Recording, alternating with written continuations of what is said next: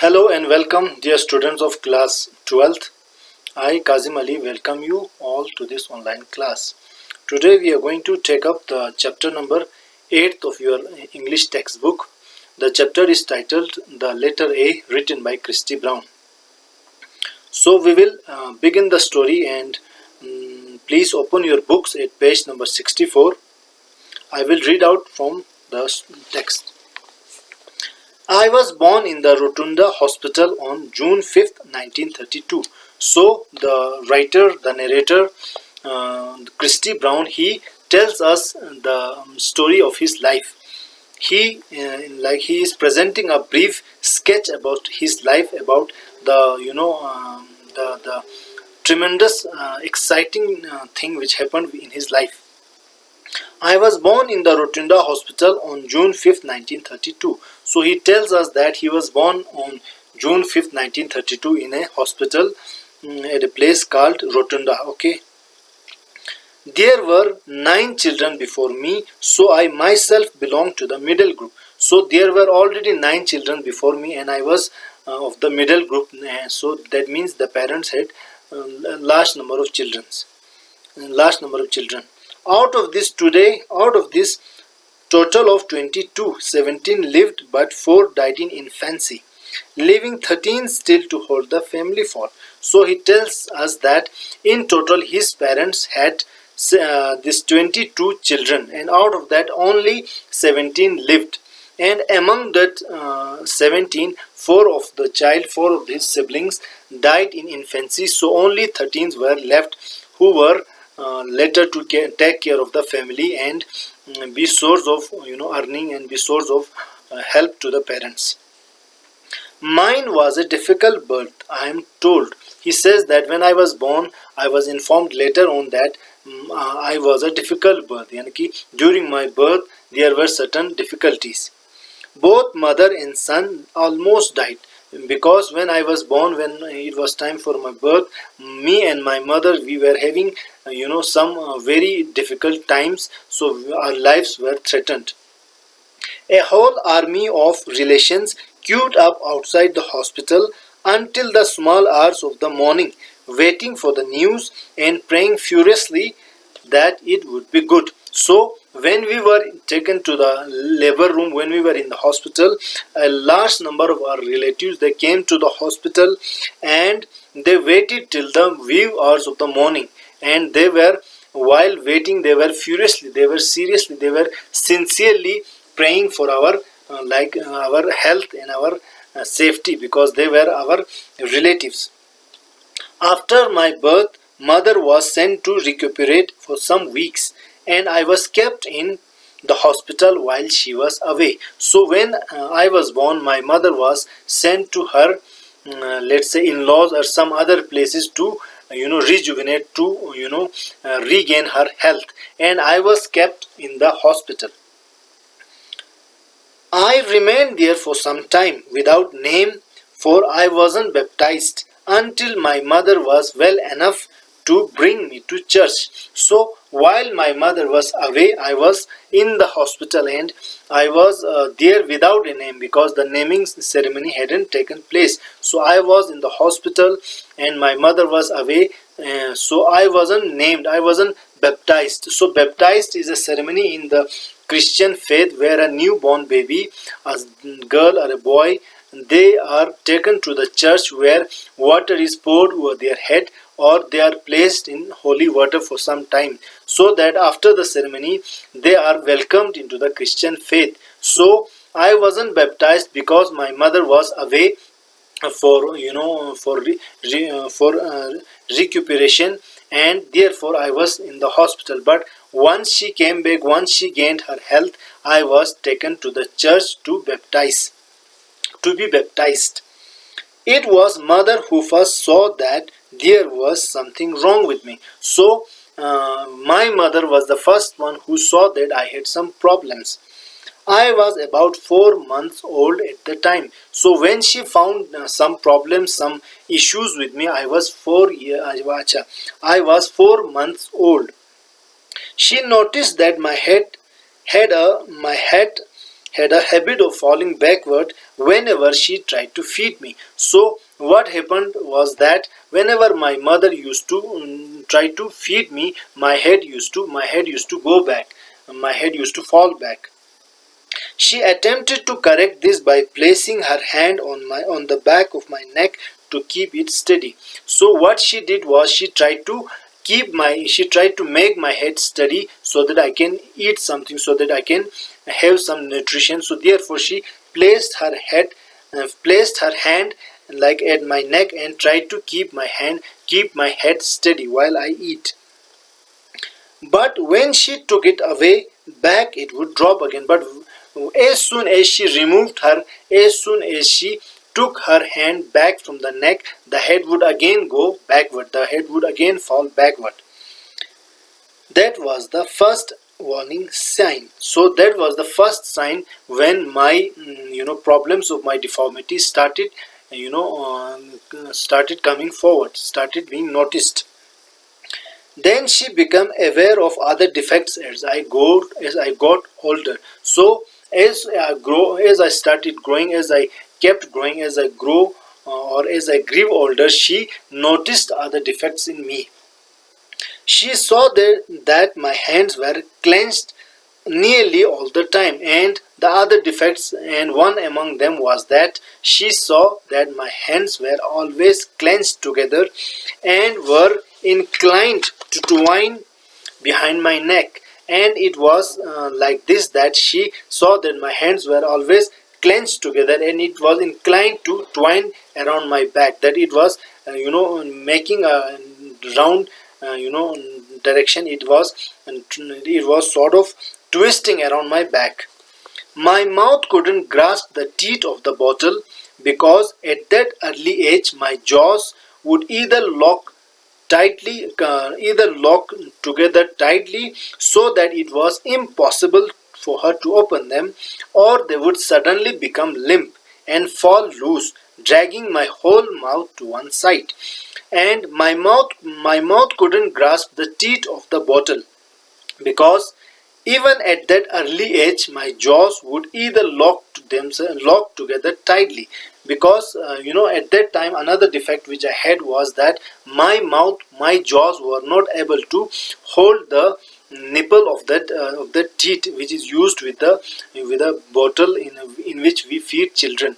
So I was not able to hold them because my jaws would either close so tightly that my mother was not able to open them, or they would suddenly become limp,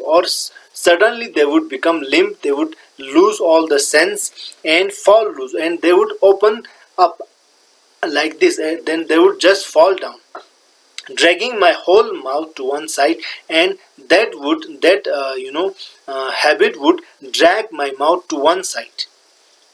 At 6 months, I could not sit up without having a mountain of pillows around me. So when I was 6 months old, I couldn't stand, I couldn't sit properly because I had all the defects, and my mother had to put all the pillows around me so as to make a support for me. Unless and until she did that, I couldn't sit. At 12 months it was the same, but when I became a 1 year old, I still had the same problem, that I couldn't even sit.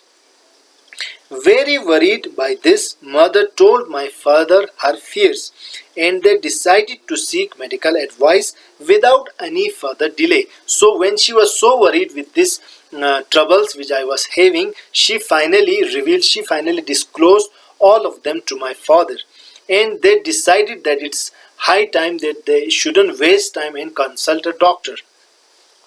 I was a little over a year old when they began to take me to clinics and hospitals, convinced that there was something definitely wrong with me, something which they could not understand or name, but which was very real and disturbing. So when Christy Bound was a little over a year, like that means 14, 15, 16 months, like above 1 year, when he was of that age, his parents started taking him to many clinics, doctors, specialists, and They were convinced, they were firmly knowing the fact that I had something definitely wrong with me, which they couldn't even understand or name.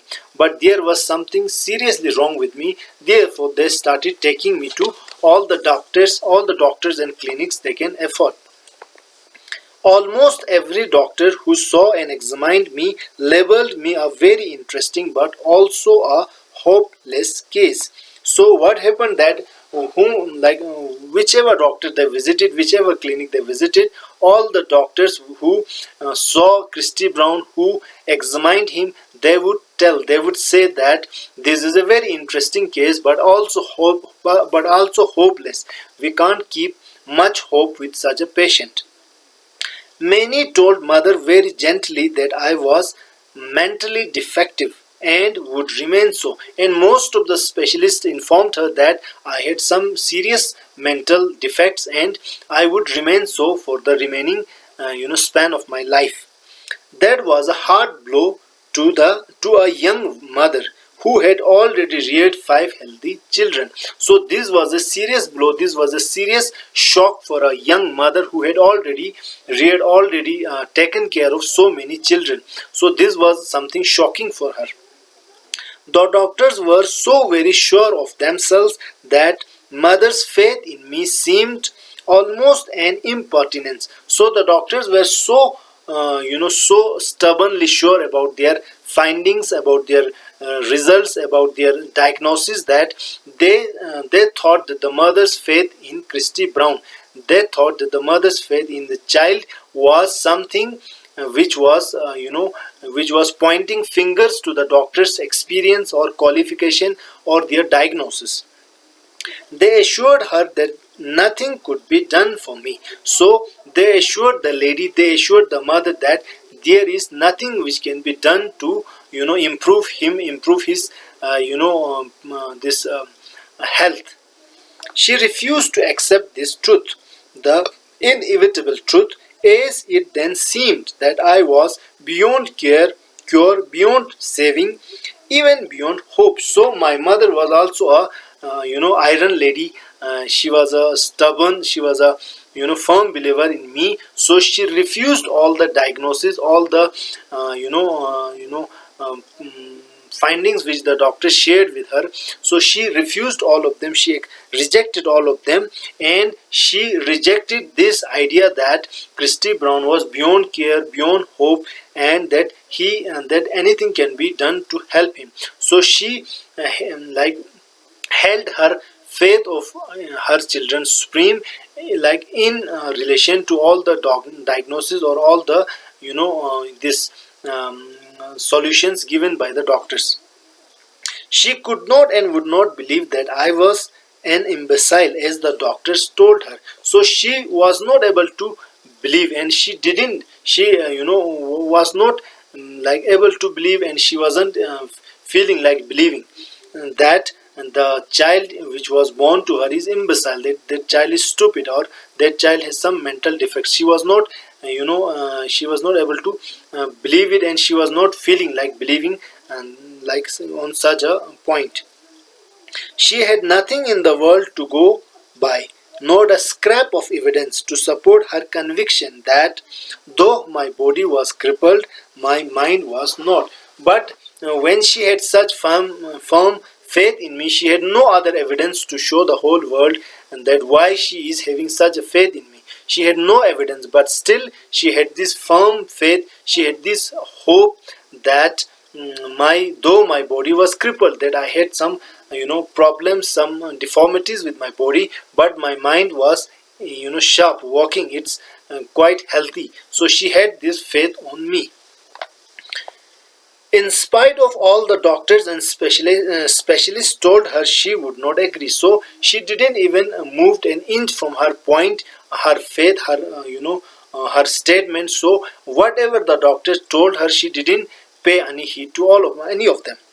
I don't believe she knew why. She just knew without feeling the smallest shade of doubt. So the narrator, the writer Christy Brown, tells us that he didn't think that that the mother had any special knowledge or any any firm evidence regarding my well-being, but still she some at some level in her heart, in her mind, she had this knowledge that everything is fine with my child, though he is a little crippled, but he is a healthy, he's mentally healthy, he's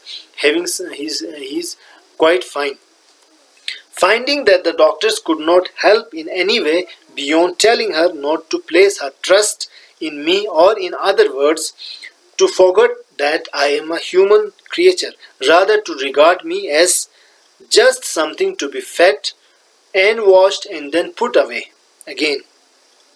My mother decided there and then to take matters into her own hand. So whatever the doctor said, whatever conclusion they draw from the results, they most of the times they stress, they try to point to her, to the mother, that the child which was born to her is useless. It's just like any other creature which you feed, which you wash, and which you just put away somewhere. So in addition to these, you can't have any expectations from your child. So when the mother heard, when the mother learned all these facts, all this information from all the specialists, all the doctors, she decided that it's high time that I should take care, and it's high time that I should take matters into my hand, my own hand.